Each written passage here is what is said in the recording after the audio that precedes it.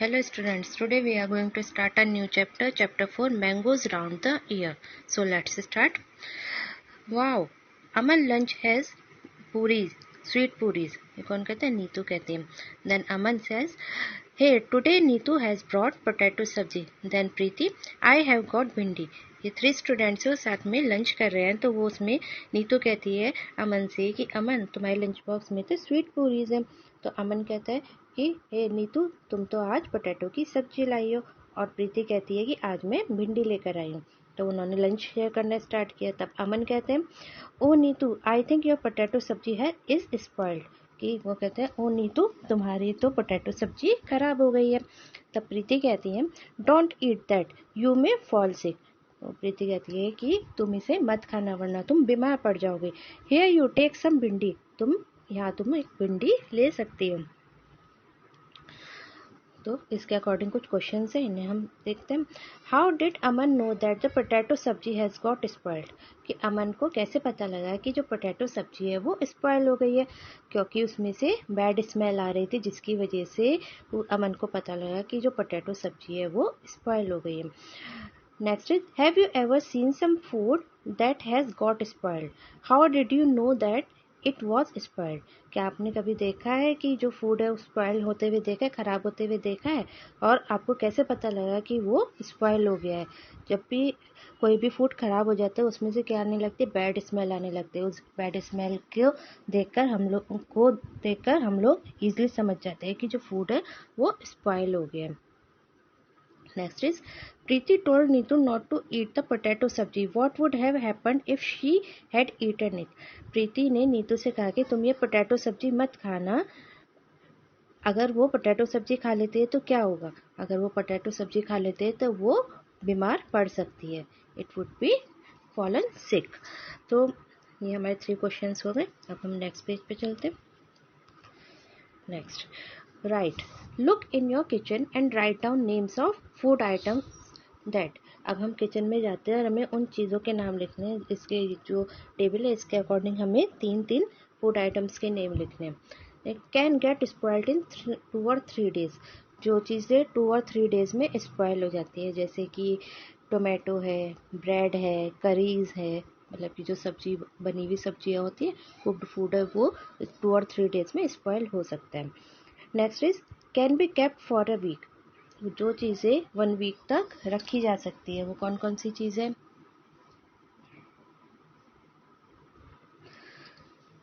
तो वो चीज़ें हैं जैसे वो पोटैटो है, अनियन है, गार्लिक है. ये सब चीज़ें क्या हो सकती है, हम 1 वीक तक रख सकते हैं. Next is would not spoil till 1 month. जो चीज़ें 1 मंथ तक भी स्पॉइल नहीं होती हैं जैसे कि पिकल्स है, पापड़ है, या फिर जैम है. ये सब चीज़ें क्या होती है, उन खराब जल्दी से ख़राब नहीं होती है. 1 मंथ तक उन्हें हम रख सकते हैं. ऑयल है, घी है, ये सब चीज़ें हम 1 मंथ तक रख सकते हैं.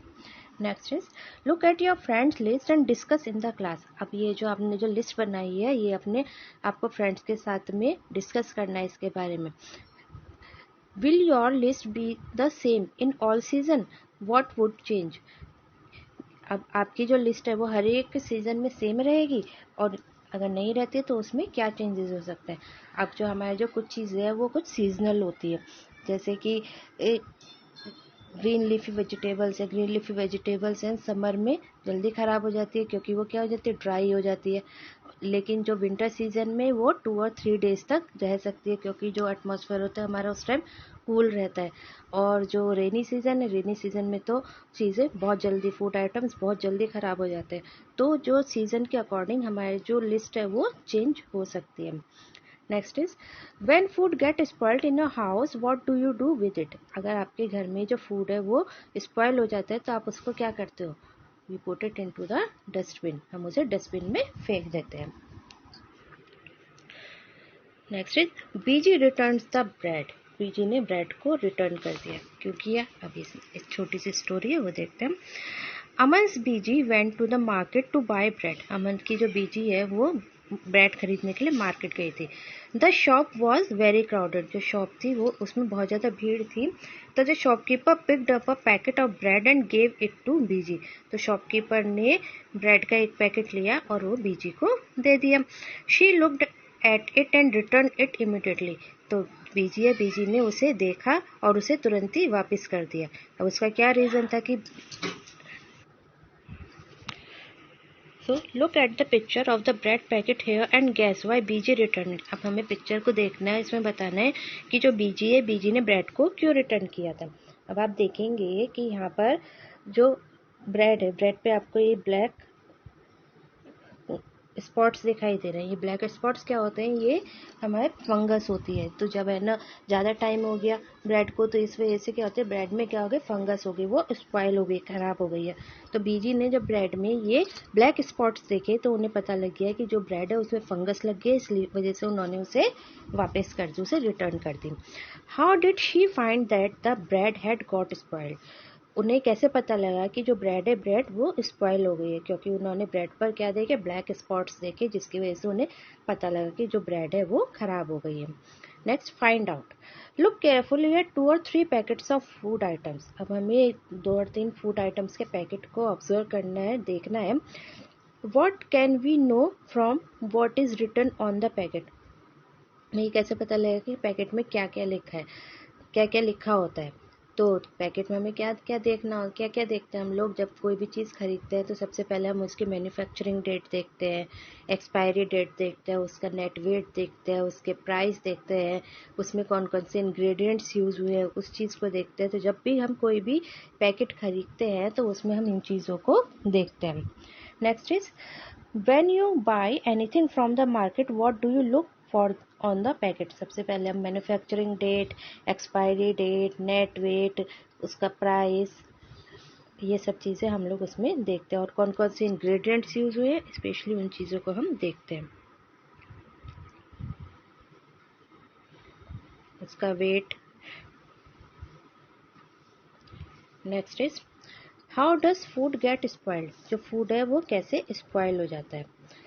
The whole class can do this experiment together. पूरी क्लास को ये जो एक्सपेरिमेंट है वो एक साथ करना है। Take a piece of bread और roti, sprinkle a few drops of water on it and put it in a box.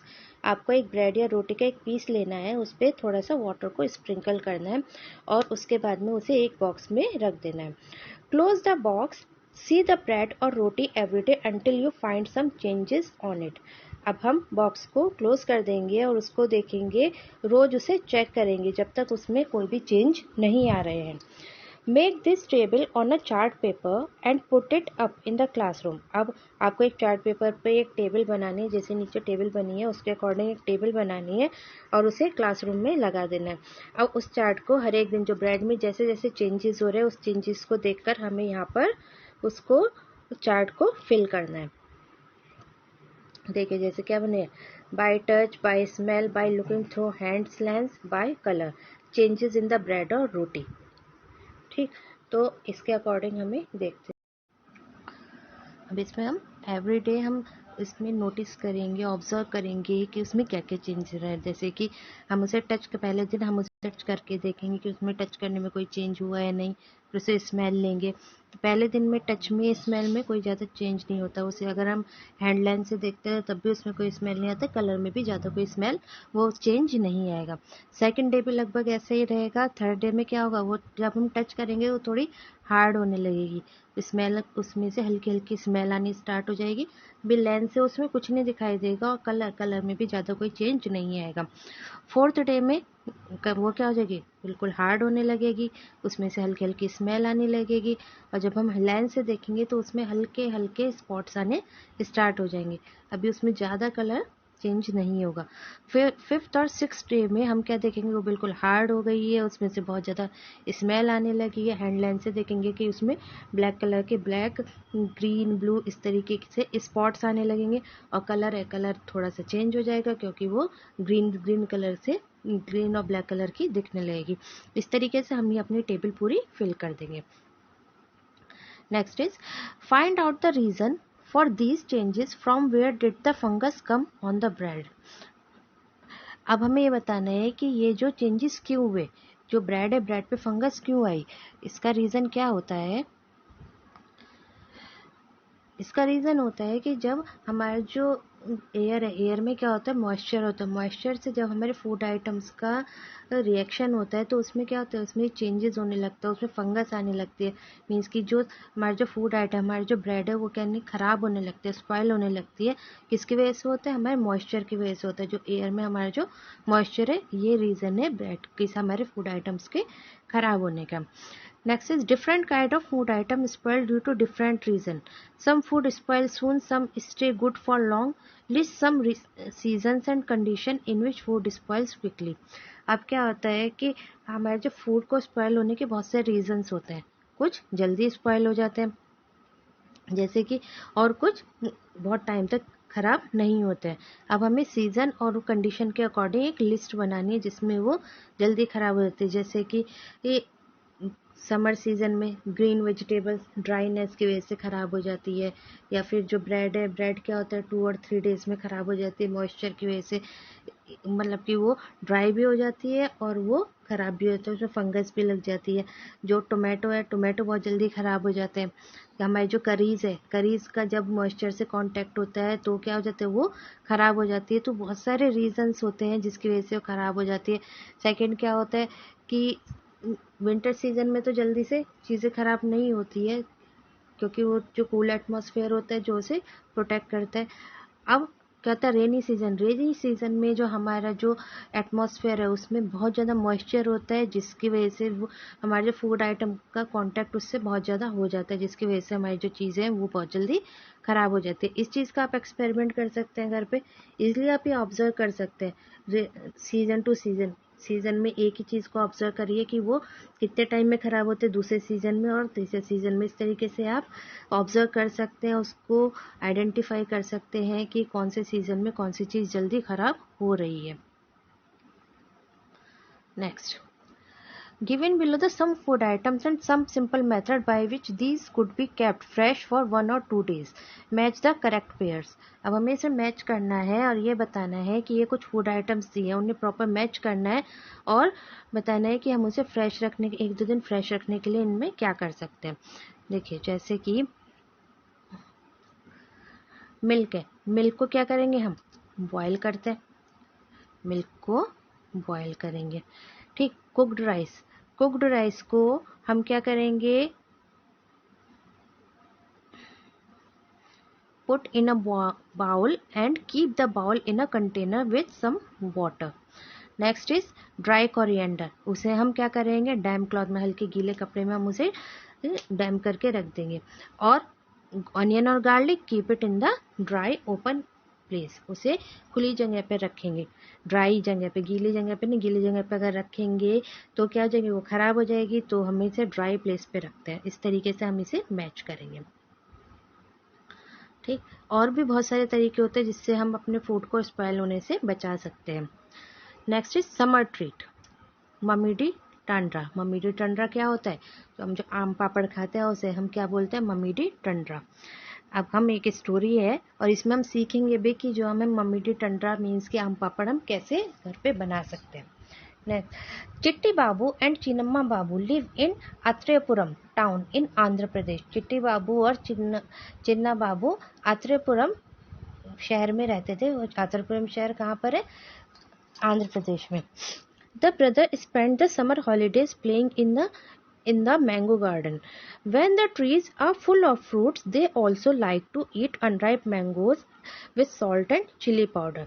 ये जो दोनों जो भाई थे वो समर हॉलीडेज में मैंगो गार्डन में खेलते थे और वहाँ पर क्योंकि जो मैंगो गार्डन था उसमें समर सीजन में तो मैंगो सबसे ज़्यादा ग्रो होते हैं, तो वो उन फ्रूट्स के साथ में फ्रूट्स को तोड़ते थे, उनके साथ में एंजॉय करते थे और उन्हें अनराइप मैंगोस, कच्चे आम को खाना बहुत पसंद था। कच्चे आम को वो लोग किसके साथ खाते थे, सॉल्ट और चिली पाउडर के मिक्स के साथ में उन्हें खाना बहुत ज़्यादा अच्छा लगता था।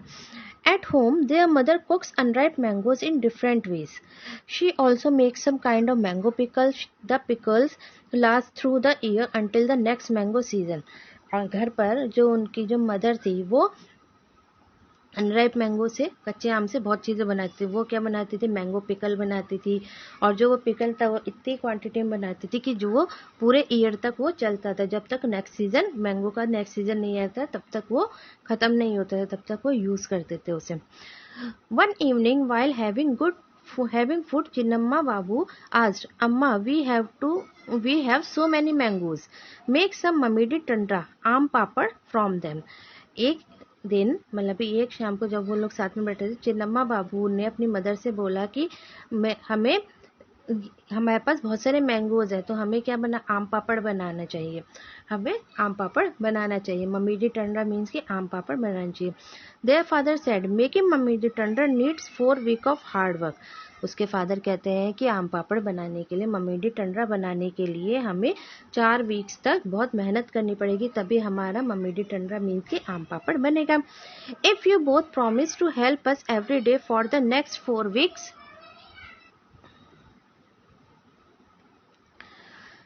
We can together make the mamidi टंडरा।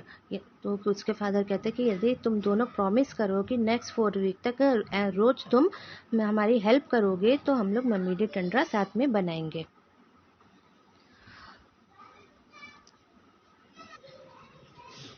Both the brothers quickly agreed to help. दोनों भाई अपने फादर की हेल्प के लिए मान गए। The next day both the children went to the market with their father. अगले दिन वो जो दोनों अपने फादर के साथ में मार्केट गए। They bought a mat woven from the leaves of palm tree, poles of casuarina tree, string made of coconut husk, some jaggery and sugar। फिर अगले दिन वो फादर के साथ मार्केट गए थे, तो वो वहाँ से क्या खरीद के लाए?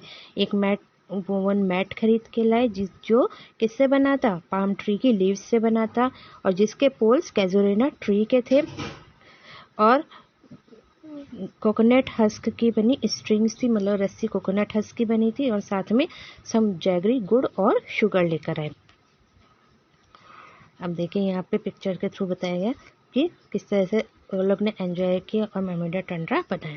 देखिए यहाँ पे वो दोनों खेल रहे हैं, या अपने फादर के साथ में वो मार्केट से सामान लेकर आए हैं।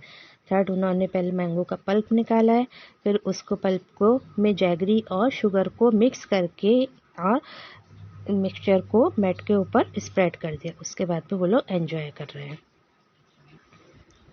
Amma found a sunny place in the backyard. Both the brothers made a high platform by using poles. They spread out and tied the mat on that platform. अम्मा ने उनके घर का जो बैकयार्ड था वहाँ पर एक सनी प्लेस में, जहाँ पर धूप आती है उस प्लेस को ढूंढा, और वहाँ पे दोनों भाइयों ने एक पोल से एक ऊंचा प्लेटफॉर्म बना दिया। उस प्लेटफॉर्म पे क्या बना करा उन्होंने? जो मैट लेकर आए थे उसको स्प्रेड कर दिया। They spread out and tied the mat on the platform. वहाँ पे उन्होंने मैट को स्प्रेड किया और उस प्लेटफॉर्म पे टाई अप कर दिया, बांध दिया। The next day, Appa chose the most ripe mangoes. They took out the mango pulp into a large pot.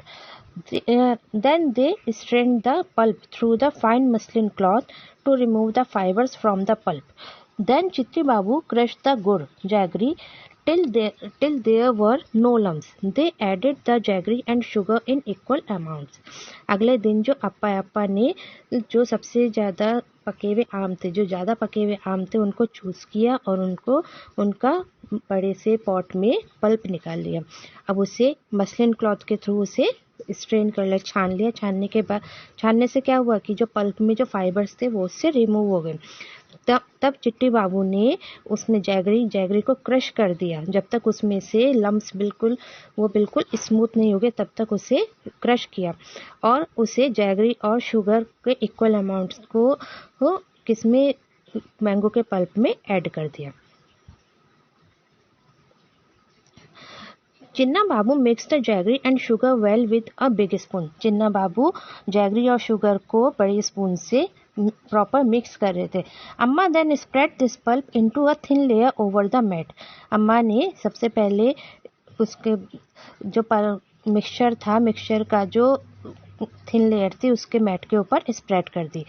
The thin layer was left to dry in the sun. जो thin layer थी उसे सन में, धूप में सूखने दिया। धूप में उसे सूखने के लिए ऐसे ही छोड़ दिया। In the evening they covered the mat with a clean sari to avoid any dust.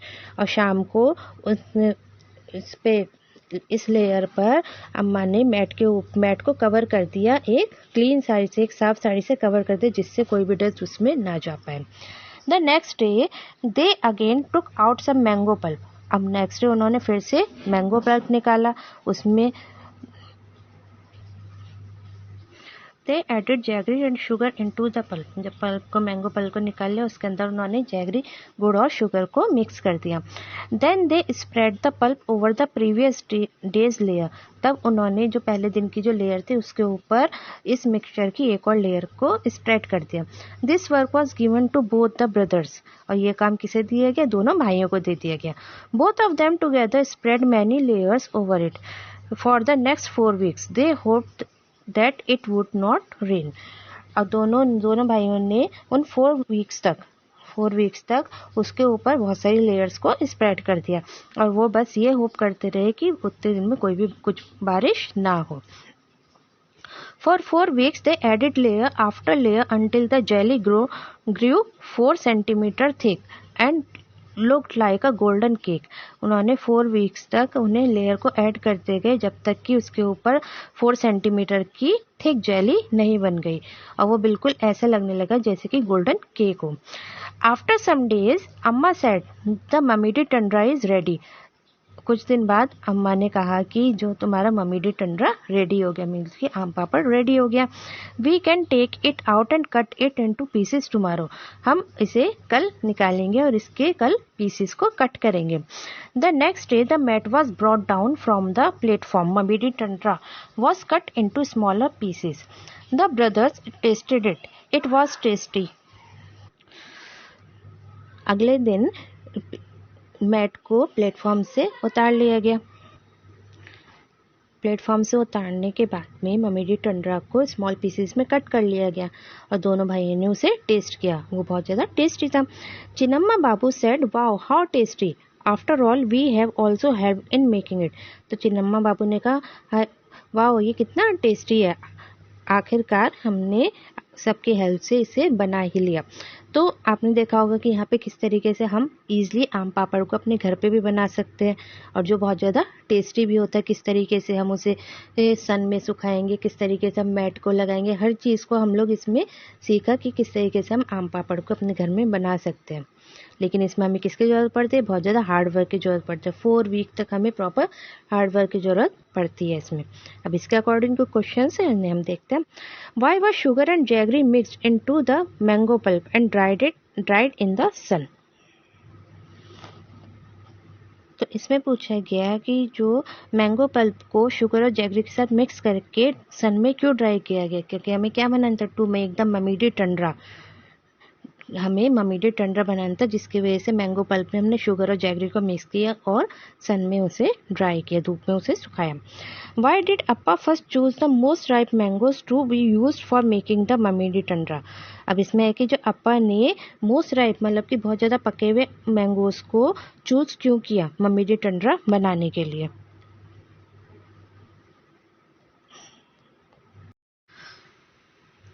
तो जो अप्पा ने मोस्ट राइप मैंगोज को इसलिए चूज़ किया है क्योंकि जो ज़्यादा पके हुए मैंगोज होते हैं उनमें जूस ज़्यादा होता है और फाइबर कम होता है, जिसकी वजह से उन्होंने बहुत ज़्यादा पके हुए मैंगोज को चूज़ किया ममीडी टंडरा बनाने के लिए। Next is how did the brothers make the mamidi tandra. Write down step by step what they did for this.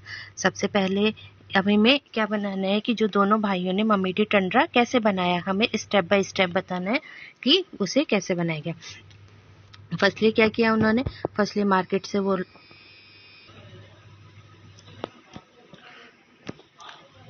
तो पहले वो क्या मार्केट से वो लोग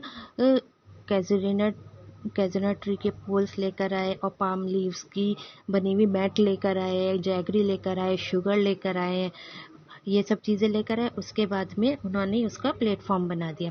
उसके बाद में क्या किया उन्होंने? उसके बाद में मैंगो जो मॉस राइप मैंगोज है उनका पल्प निकाला। पल्प निकालने के बाद उसमें क्या डाला उन्होंने? शुगर और जैगरी डाला। शुगर और जैगरी डाल के उसे मिक्स किया। अब उसके बाद में उसके जो मैट थी, जो उन्होंने प्लेटफॉर्म बनाया था मैट का, उसके ऊपर उन्होंने एक पतली सी लेयर को स्प्रेड कर दिया। अब फिर उसे धूप में सुखाने के लिए रख दिया। फिर उसके बाद नेक्स्ट डे फिर उन्होंने सेम प्रोसीजर किया। ऐसे सेम प्रोसीजर करते करते उन्होंने 4 वीक्स तक उन्होंने सेम प्रोसीजर किया, जब तक कि वो 4 सेंटीमीटर का एक जेली की तरह नहीं बन गया। अब उसके बाद में उन्होंने क्या किया, उसके बाद में जब वो ड्राई हो गया तो उसे प्लेटफॉर्म से उतारा और उसके छोटे छोटे पीस कर दिए। इस तरीके से उन्होंने मम्मी टंडरा को बनाया। Next is what things are made in your house from ripe और अनराइप मैंगोज। आपके घर में कच्चे आम और पके आमों से क्या क्या चीज़ें बनाई जाती है। कच्चे आम से जैसे पिकल्स बना दिया, आम पन्ना बनाया, और पके आम से मैंगो शेक है, आम पापड़ है, और इस तरीके से बहुत सारी चीज़ें बना सकते हैं हम लोग अपने घर पर। Next is make a list of all the different types of pickles that you know about and share with your friends. हमें लिस्ट बनानी है अलग अलग टाइप के पिकल्स की, कौन कौन से पिकल्स हैं, और उनको अपने फ्रेंड्स के साथ शेयर करना है। कौन कौन से पिकल्स होते हैं, लेमन पिकल है, मैंगो पिकल है, मिक्स वेज पिकल है, जैक फ्रूट पिकल है ना। इस तरीके से बहुत सारे पिकल्स होते हैं जिनके बारे में हम जानते हैं और हम लोग उन्हें खाते भी हैं। अब next is find out and discuss. हम पता लगाना है और डिस्कस करना है। Is there any kind of pickle made in a house, what kind of pickle is it, who make it, from whom did they learn to make the pickle. अब आपके घर में और किसी तरीके का पिकल बनाया जाता है, वो कौन सा पिकल है, उसे कौन बनाता है, और उन्होंने वो बनाना किससे सीखा।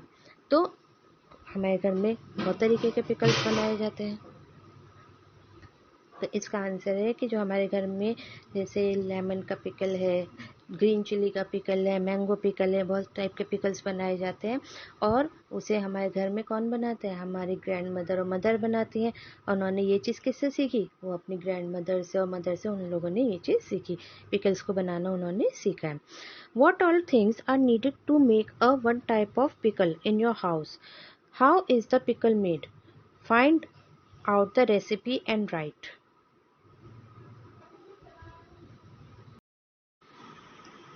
अब इसमें है कि हम अपने घर में एक तरह जो पिकल बनाने के लिए, किसी भी एक तरीके का पिकल बनाने के लिए हमें किन किन चीज़ों की ज़रूरत पड़ती है, उस पिकल का नेम क्या है और उसकी रेसिपी हमें बतानी है। तो इसमें जैसे कि मैंगो पिकल बनाना है, उसमें क्या है, रॉ मैंगो चाहिए हमें, और है ना स्पाइसेस चाहिए, जैसे कि टर्मरिक है, रेड चिली है, सॉल्ट है, कोरिएंडर है, और मस्टर्ड सीड्स है, फेनुग्रीक सीड्स है, और इस तरीके से बहुत सारे इंग्रेडिएंट्स की ज़रूरत होती है। हम लोग क्या बना रहे हैं, इसमें मैंगो पिकल बना रहे हैं, और इसकी रेसिपी क्या होती है कि इसमें हम पहले मैंगोज़ लेते हैं, मैंगोज़ को छोटे छोटे पीसेस में कट करने के बाद में हम उसे सन में ड्राई करते हैं। ड्राई होने के बाद में हम उसमें मस्टर्ड ऑयल और सारे स्पाइसेस को मिक्स करके उसे सन में रख देते हैं, और थोड़े टाइम बाद हमारा जो पिकल है वो रेडी हो जाता है। Next is how are these things made in your house. आपके घर में ये चीज़ें कैसे बनाई जाती हैं, जैसे पापड़ है, चटनी है, बड़ियाँ हैं, सॉस है।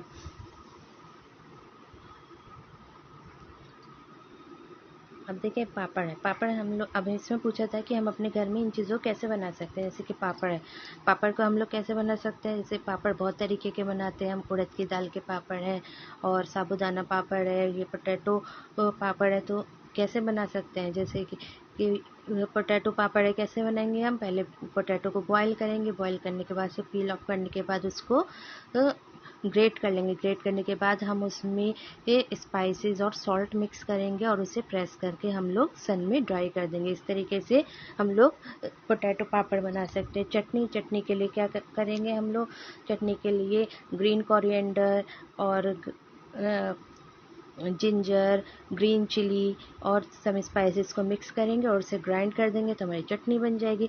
बढ़िया जैसे कि क्या होती है, उड़द दाल की बड़ी होती है, उसे हम क्या करेंगे, पहले सोक करके रखेंगे ओवरनाइट सोक करने के बाद में उसे हम ग्राइंड कर लेंगे। ग्राइंड करने के बाद हम एक क्लॉथ पर उसे छोटे छोटे ड्रॉप्स की तरह हम उसे तोड़ देते हैं तो इस तरह से हमारी बढ़िया बन जाती है। सॉस को क्या करेंगे हम, टोमेटो सॉस बनाने के लिए हम टोमेटो का पल्प लेंगे। टोमेटो को सबसे पहले बॉईल करेंगे, बॉईल करने के बाद उसका पल्प निकाल लेंगे। पल्प निकालने के बाद उसमें हम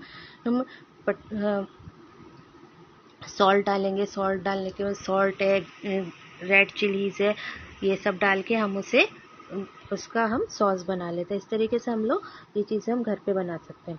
next it is a 2-day journey by train from Pune to Kolkata. If you were to go on this trip, what food items would you carry with you? How would you pack them? Make a list on the blackboard of all the packed food. What food would you eat first? सबसे पहले तो हम अगर कहीं जैसे कोलकाता जा रहे हैं वो 2 days की जर्नी पर, तो हम लोग क्या चीज़ें लेके जाएंगे, मोस्टली ड्राई चीज़ें रखने की कोशिश करते हैं हम लोग। ड्राई चीज़ें जैसे कि ड्राई फ्रूट्स है, बिस्किट्स है, नमकीन है, मठरी है, लड्डू है, मतलब कि जो हमारे ज़्यादा टाइम तक हम जिन्हें रख सकते हैं उन चीज़ों को हम लोग अपने साथ में रखते हैं, उनको अपने साथ में पैक करते हैं। और हम कौन सी चीज़ों को सबसे जल्दी खाना पसंद करेंगे, जो चीज़ें जैसे हम कुक्ड फूड लेकर जा रहे हैं, जैसे कि सब्जी पूड़ी है या पराठे हैं, ये जो चीज़ें लेके जा रहे हैं हम लोग पहले उन्हें खाएंगे, उसके बाद में हम लोग ड्राई चीज़ों को खाते हैं। ठीक, next is what we have learn. हमने इसमें क्या पढ़ा, glass jars and bottles are dried well in the sun before filling them with pickles. Why is it done? Do you remember what happened to the bread in the experiment? अच्छा, जो हम अचार बनाते हैं, पिकल्स बनाते हैं, तो उसको ग्लास जार्स में, बॉटल्स में रखते हैं, लेकिन उससे करने से पहले हम लोग उसे सन में ड्राई कर लेते हैं। हम लोग ऐसा क्यों करते हैं?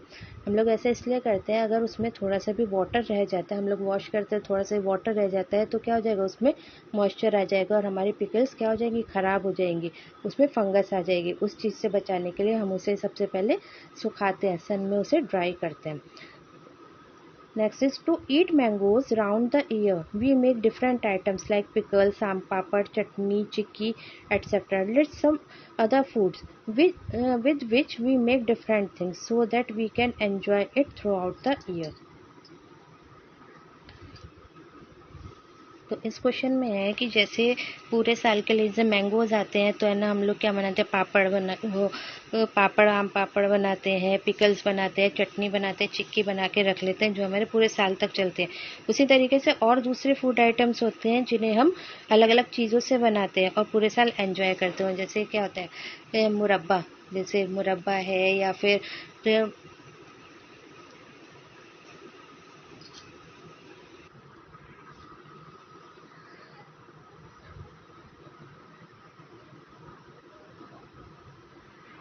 जैसे कि पेड़ा है, या फिर है ना बनाना चिप्स है, ये चीज़ हम लोग बना के रख लेते हैं, पूरे साल एंजॉय करते हैं। अब इस तरीके से हमारे यहाँ पे चैप्टर तो फिनिश हो गया है। आई थिंक आपको समझ में भी आ गया होगा। अब हम आगे इसके एक्सरसाइजेस डिस्कस करेंगे। So let's start. First is fill in the blanks. Food that has a small shelf life and get spoiled easily are called perishable. वो फूड जिसकी बहुत कम लाइफ होती है और वो बहुत जल्दी स्पॉइल हो जाता है, तो उसे हम क्या बोलते हैं, पेरिशेबल बोलते हैं। Sugar and jaggery is added to the mango pulp. Sugar और जैगरी में को हम किस में ऐड करते हैं, मैंगो पल्प में ऐड करते हैं। क्या बनाने के लिए, मम्मी टंडरा बनाने के लिए। Mamidi tandra takes 4 weeks of hard work. Mamidi tandra को बनाने के लिए 4 weeks लगते हैं, 4 weeks की मेहनत लगती है, तब हमारा मम्मी टंडरा बनता है।